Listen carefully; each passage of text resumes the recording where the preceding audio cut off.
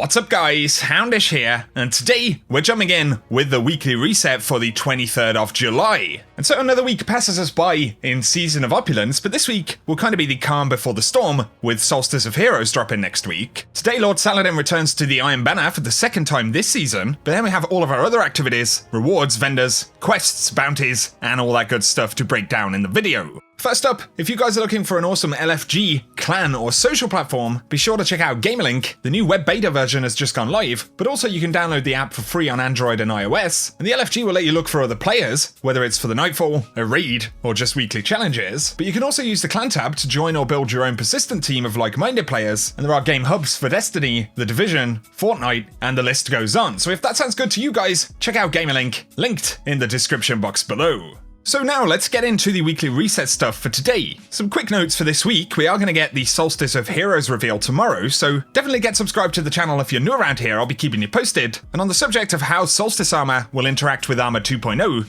DMG responded to someone on Twitter and said stay tuned, so possibly we are going to get some good news about the Solstice armor moving into year 3. So at least we'll get those details this week, but on top of this, something I wanted to mention that I missed a couple of days back, players have now figured out how to unlock the final tribute in the Tribute Hall. And this was shared to me via KHMick on Twitter, so I super appreciate that. But basically, you get it when you place all of the other tributes in the Tribute Hall, and when you get the 80% boon discount at the Visage of Callus. So you'll need to keep completing bounties, doing all the activities in Tribute Hall to get that discount up to 80%, and once you do that, you'll get the triumph for unlocking everything, and then for turning that in, you'll get the Tribute Hall emblem, which is actually a pretty cool looking emblem here. So yeah, that's basically how you complete Tribute Hall, and I'd love to know down below whether it's something you're grinding for, or something that you've already completed. Now though, let's get into activities, vendors, and director stuff for this week. Now from tributes to bounties, of course you can get your Tribute Hall bounties for today and this week in the Tribute Hall, but we do have new bounties at Veorra. So this week we've got Benevolence to collect 150 Orbs of Light, Trial by Combat to complete Crucible daily bounties, we need 10 of those, the Emperor's Embrace to get Precision Final Blows, of which you need 150, and then we've got the bounty to decrypt Prime Engrams right there. And of course, outside of that, the inventory has reset. We do have some raid armor from the Year 1 raids and raid lairs, and for the weapon this week, we have the It Stared Back Sword from the original Leviathan raid, and you do have to clear this raid inside of the reset, as well as use Emperor Callus tokens to pick it up. If you're jumping into the Menagerie though, the normal modifiers this week are Arc Singe, Blackout, as well as Grenadier, and then for the heroic mode, we've got Extinguish as always, with Grenadier, Famine, and Solar Singe up this week, so as always, have fun if you decide to jump in there. The Reckoning modifiers today are Arc Singe, Blackout, and then we've got Grenadier as well. But otherwise on the Director, we have our weekly challenges, and the flashpoint this week is going to be over on Nessus, so of course, we get powerful gear, and additional powerful gear from Heroic Adventures. And now we come to the return of Iron Banner for Season of Opulence. So this is the second event, there should be one more next month. And of course things have changed up a little bit, so you can complete Iron Banner bounties to get some tokens, as well as powerful gear. But of course you do need to complete the quest to earn the armor. Now otherwise we do have some rewards and stuff that you can see on the bottom of his inventory, mostly requiring triumphs to actually complete. Bear in mind that we do have bonus Valor all week long inside of the Crucible now. And then of course you can turn in tokens to get Iron Banner engrams. So if we preview this right here, you can get a whole bunch of different rewards from inside of year 2. So mostly these will have random rolls when they drop. So that's definitely good. You can get these randomly when you turn in these packages. Something to mention on the subject of this season's Iron Banner quest is that Bungie are going to be changing it, by the looks of things, for the final Iron Banner for the season. There's been a lot of feedback on certain steps of the quest, how grindy they can be. Bungie say they're going to adjust it, but for this particular Iron Banner, the quest will be the same as the first Iron Banner for Season of Opulence. And so basically, if you want to try and just grind it out in the last Iron Banner of the season, or if you need to finish anything off in the next Iron Banner after this one, there should have been some changes deployed into the game to make it a little bit easier. Have fun if you are jumping into Iron Banner, but of course otherwise we do have our Nightfalls on the Director. And right now, we are seeing a bunch of different Nightfalls. Sometimes the game likes to bug out and show more Nightfalls than we should typically have. So what I'll do when these get updated, if they are changed or anything like that, I'll go ahead and pin that comment in the top of the comment section down below.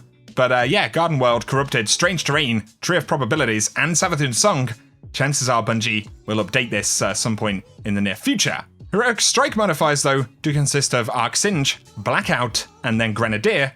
Hawthorne does have new clan bounties for the week, so we've got the Total Victory Challenge, that is for the Crown of Sorrows raid, the All for One, One for All challenge, of course for the Scourge of the Past, and then Summoning Ritual for the Last Wish, and otherwise the typical clan bounties will be refreshed. According to Destiny Item Manager, the Spider's Wanted bounty will be for the Combustor Valus, so if you want that one, you'll be heading to Mercury this week. But seeing as we're passing them by already, don't forget to pick up your Gunsmith bounties. Really easy to get done. Generally, you'll do them pretty much just by playing the game. For the mods today, though, we do have the Impact mod, and we've got Targeting Adjuster right there. Of course, these do roll out daily, but otherwise, our final vendor right here would be Eververse for this week, and I bet I have an engram. Yes, I do have it, but we're going to dismiss it. So, of course, we have the silver offerings and everything like that on the front page right here. Don't forget there are some additional items you can pick up at the bottom here with Bright Dust. The Braytech Dream Sparrow is featured on the front page, but of course this is a silver purchase. Pretty interesting looking thing though. Then on the main Bright Dust page, we do actually have Consult the Archives emote for sale with Bright Dust apparently. So that's pretty cool if you want to pick it up.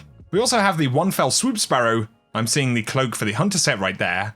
We've got the Siva ornament for the Titan right there. That is for the Syntheseps. And then we've got the Insomnia ornament right there for the Night Watch.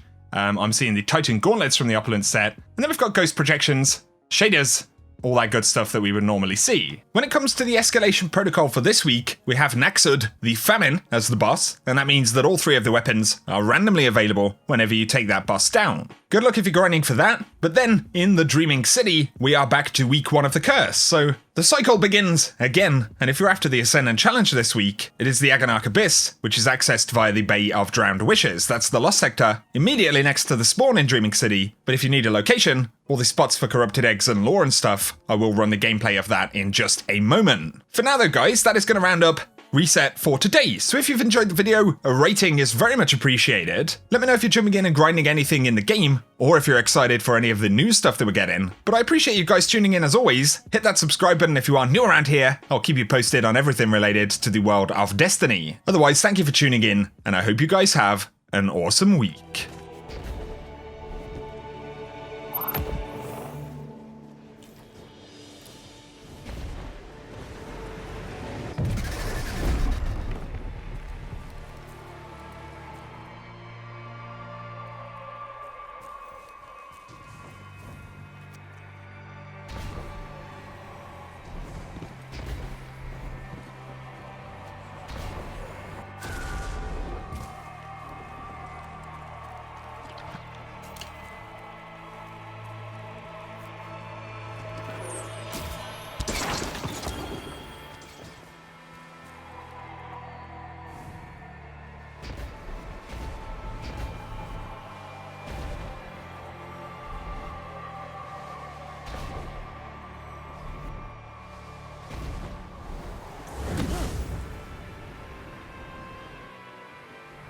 The current.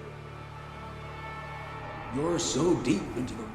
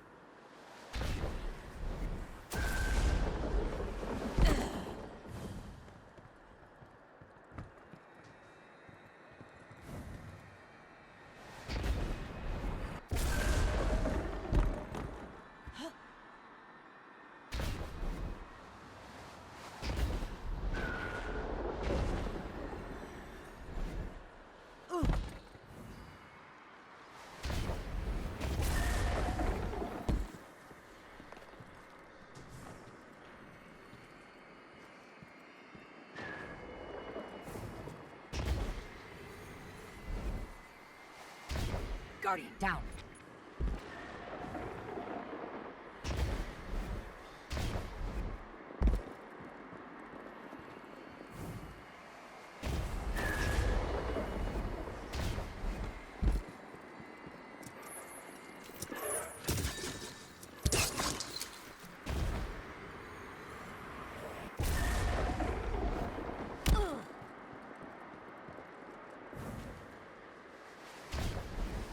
Guardian down.